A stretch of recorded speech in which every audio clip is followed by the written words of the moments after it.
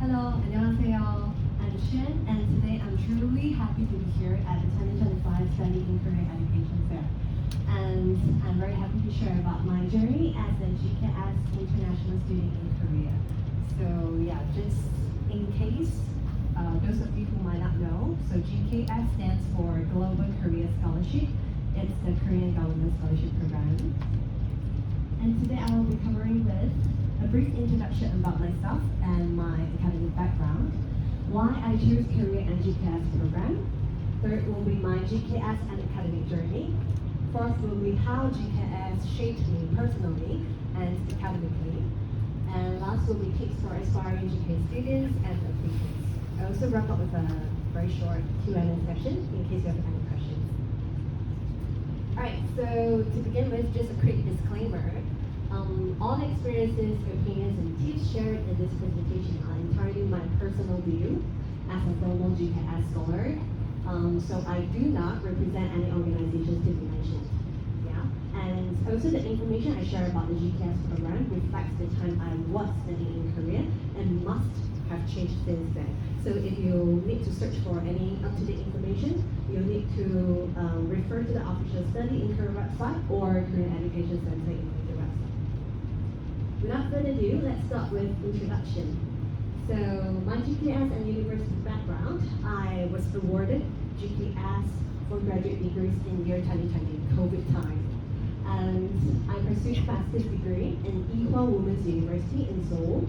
And my major was teaching Korean as a foreign language. So basically it's a Korean education major.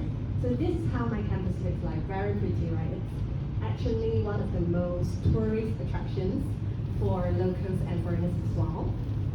And also just a TMI, it was a venue for Dior's fashion show. So many K-celebrities like Jisoo from Blackpink actually attended the venue at Ewha. Yeah, that I see very fun. And my academic background before Korea, so I actually had my bachelor's degree in Hong Kong, and my major was Chinese and Bilingual Studies, which is basically linguistics and translation between Chinese and English. So for your information, I actually did not have any tertiary education background related to Korean before Korea. Alright, so second, why I chose Korea and GKS. So first, why study in Korea? Because since 2012, my love towards Korea began, like many others, through K-pop. So because K-pop, I started to learn some Korean language. But over time, this hobby turned into a serious passion for me to better understand Korean language, culture, and education. Then why GKS? So GKS is a fully funded scholarship. It covers tuition fee, living allowance, insurance, airfare, and many more. But for me, it is more than just a financial support. GKS provides a year of Korean language training, a chance for you to connect with scholars from all around the world, and a chance for you to study in top universities in Korea.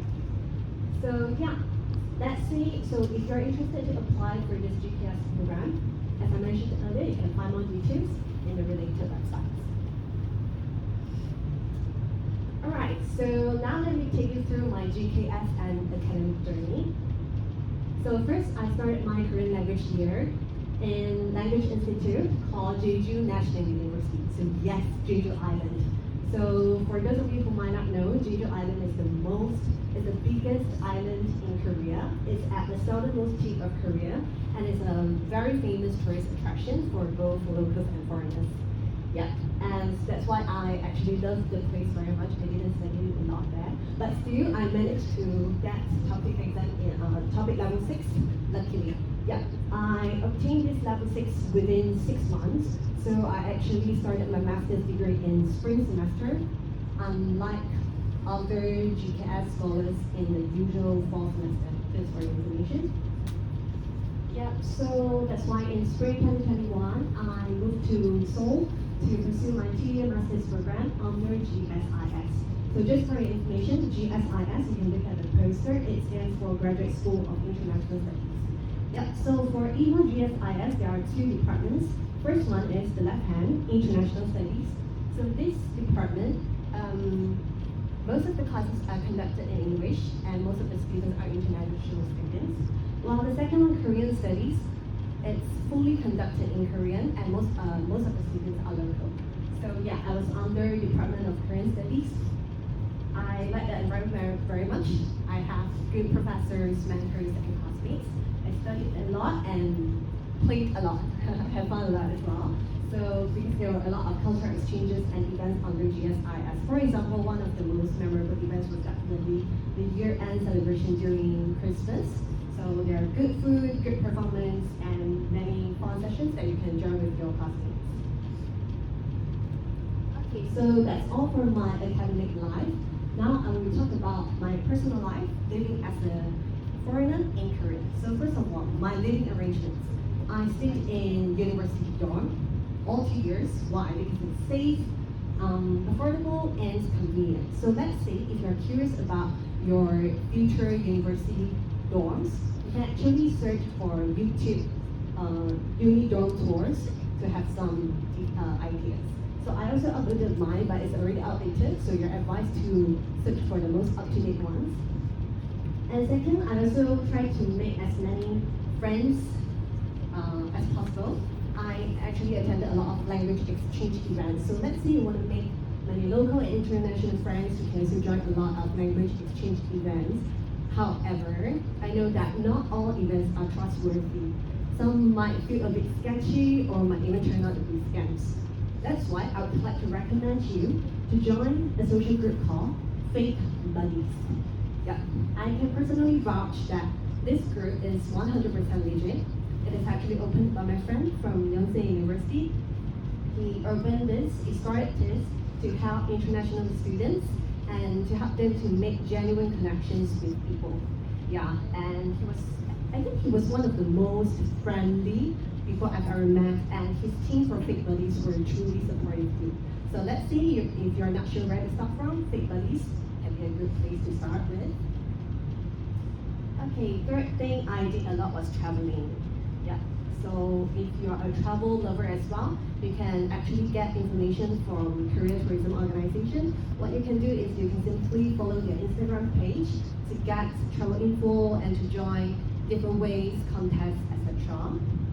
And last but not least, connecting with Malaysians in Korea actually helped me a lot to feel less homesick when I was in Korea. So let's see if you're the same as me. What you can do is maybe you can follow pages like Malaysians Association in the Republic of Korea and Embassy of Malaysia Seoul to get Malaysian information and to join Malaysian gatherings. And after graduation, I actually tried to seek a job. So I actually switched my student visa to this called D10 visa. It is a visa required for people who would like to seek a job in Korea. Yeah, but because today's is not Korean job fair, right? So we are Korea Education Fair. So for this part, I'll wrap it up. Okay, number 4, how GKS shaped me personally and professionally. So first I will start with professionally. So my academic achievements, I obtained 2 certifications.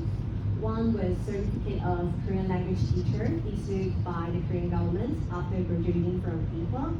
And second is Topic Level 6 as mentioned. And then I also had completed 2 publications. The first one is a co-authored research paper in a journal that just published early this year. And second is my master's thesis, fully in Korean, 143 pages.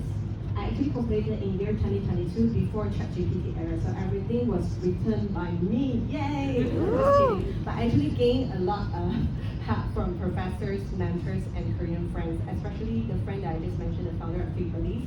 He helped me to proofread my thesis a lot. Yeah, so very thankful for that.